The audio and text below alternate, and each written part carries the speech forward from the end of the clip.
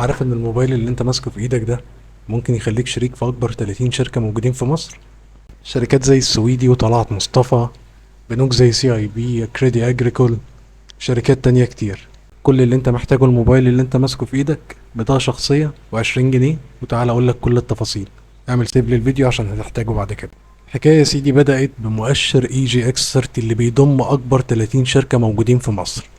مؤشر تم اطلاقه اول مرة في سنة 1998، وبداية نشر البيانات عنه في سنة 2004. فتيجي شركة سي اي كابيتال بعد كده وتعمل لنا صندوق استثمار جديد اسمه سي اي 30، وده صندوق استثمار بيستثمر حرفيا في ال30 شركة اللي انا بقولك عليهم دلوقتي. فالصندوق باختصار يا صديقي بيلم فلوسي وفلوسك وفلوس كل اللي عاوزين يستثمروا في الشركات دي، ويجمعهم ويشتري بيهم اسهم في ال30 شركة وفقا والوزن النسبي لكل شركة فيهم في اي جي اكس 30. الصندوق لحد دلوقتي محقق اداء كويس جدا، محقق ربحية خلال سنة تقريبا حوالي حاجة و50%. سعر الوثيقة الواحدة في الصندوق ده حوالي 20 جنيه. لو عاوز تعرف تسجل ازاي وتبدأ استثمارك، اكتب كلمة تفاصيل في الكومنتات، هبعت لك مسج فيها كل التفاصيل.